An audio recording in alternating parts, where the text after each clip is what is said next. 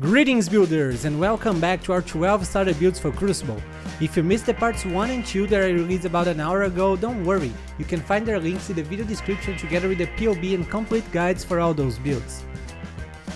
Now let's heat things up a little with the Inferno Flicker Strike Ascendant with the Cyclone class.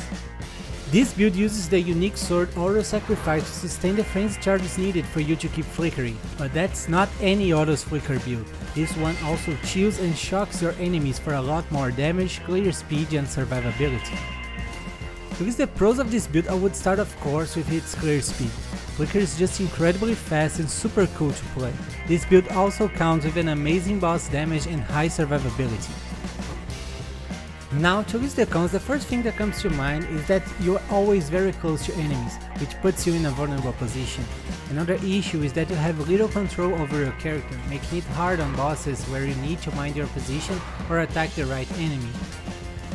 As for budget, I can only estimate it for now, but normally you can get it destroying early endgame maps with only around 90 chaos. To comfortably advance to yellow maps you need to invest around 120 chaos, and for easily completing your atlas I recommend investing around 4 divines. Don't forget that on PoEbuilds.net you can find a list with all the equipments that you need to buy for this build, with direct links for examples being sold from other players.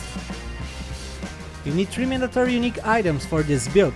The first and most important is the auto sacrifice, that allows you to maintain your frenzy charges always up even while flickering. Next, we also need the Call of the Void ring that causes your attacks to chill and shatter enemies. This ring might be a little expensive during the first days of a new league, but don't worry, you'll be fine without it while waiting for the prices to drop. Finally, we also need a Yoke of Suffering amulet that causes all of your damage to shock, causing enemies to take a lot more damage. For clear speed, this build is surely a 10 out of 10.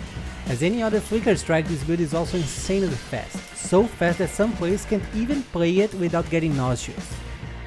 The boss damage is great and deserves 9 out of 10.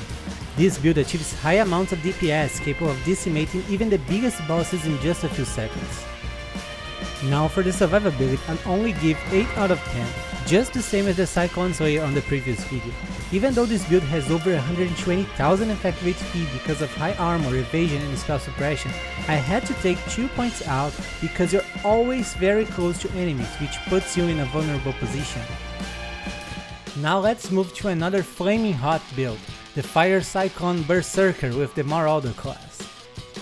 This build converts 100% of Cyclone's damage into fire damage to clear the endgame maps like an amazing flame tornado. To list the pros of this build, I would start with the clear speed. With Cyclone you never need to stop moving, and the spin to win feeling is just awesome. This build also has a great single target damage with not much investment. Now to list the cons, the main issue of this build is survivability. Even though this build has many defensive layers, it also needs to stay very close to enemies, which is a vulnerable position. And as a berserker, you already take 10% increased damage. As for budget, you can get it destroying early in-game maps with only around 90 chaos. To comfortably advance to yellow maps, you need to invest around 150 chaos, and for easily completing your atlas, I recommend investing around 4 divines. Otherwise your survivability won't be enough and you'll end up dying a lot. You need 2 mandatory unique items for this build. The first one is Gamahu's Flame Axe that already converts 60% of physical damage into fire damage, grants 20% fire penetration and triggers Molten Burst on hit for a lot more single target damage. Following, we also need the Yoke of Suffering amulet that causes all of our elemental damage to be able to shock, causing enemies to take a lot more damage. For clear speed, this build gets 9 out of 10. As mentioned before, Cyclone is an awesome skill that never stops moving. You just slide through the maps, killing everything that gets near. The boss damage also gets 9 out of 10. Combining the power of your Cyclone hits with all the Molten Burst projectiles, you can achieve a great single target damage capable of destroying even the biggest bosses in just a few seconds. The survivability on the other hand gets 7 out of 10. Even though this build has a great life pool, permanent fortify, high armor, high evasion and spell suppression, it's always in a vulnerable position, very close to enemies. That might be a little frustrating if you try high tier maps without investing your survivability. Finally, we have a starter build that is fire itself, the Righteous Fire Juggernaut with the Marauder class. Here you can use all the tankness and life regeneration from the Juggernaut to easily sustain the Righteous Fire damage and just walk your way through the endgame. To list the pros of this build, I'll have to start with how comfortable and smooth this gameplay is. As soon as you get this build sustaining Righteous Fire, you start clearing maps without even noticing.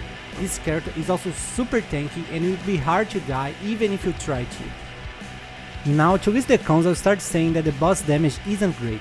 But don't worry, you kill map bosses easily even on a low budget, but Guardians and Pinnacle bosses will take longer than usual if you don't invest a few Divine Orbs.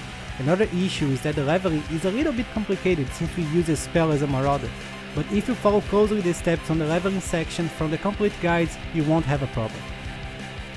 As for budget, you can get it destroying early endgame maps with only around 105 chaos, but if you follow the crafting tips on the complete guide, this can get a lot cheaper. To comfortably advance to yellow maps, you need to invest around 150 chaos, and for easily completing your Atlas, I recommend investing around 4 divines, mostly on your survivability. You need 2 mandatory unique items for this build. The first are the Legacy of Fury boots. They scorch nearby enemies and cause them to explode for an amazing clear speed. Those boots might be a little bit expensive during the first days of a new league, but don't worry, you'll be fine playing without them until the price drops. The other mandatory unique is the Immortal Flash belt. This one grants a huge amount of life regeneration and even a great armor buff. For clear speed, I'll give this build 10 out of 10. As mentioned before, as soon as this build is complete, you just walk and watch every enemy burn only because of your presence. This means not stopping for casting and saving a lot of time while farming. The boss damage on the other hand is not that great. I would give it just 7 out of 10 because it will need investment to do a decent DPS on Pinnacle bosses and Guardians. But don't worry, this build still kills map bosses easily on a low budget. For the survivability, this build surely has 10 out of 10. As you can see on the POB, this build gets over 100,000 armor, 2000 life regeneration per second, over 87% of all elemental resistance, and even over 50% chance to block spell damage. Look at the effective HP, it goes beyond 200,000. Even if you try to die, it wouldn't be easy. And that concludes the third part of the 12 starter builds for Crucible. Stay tuned that the next video is coming in less than an hour, and of course, you can find the links for the other parts in the video description. I'll see you guys soon, and don't forget to keep building.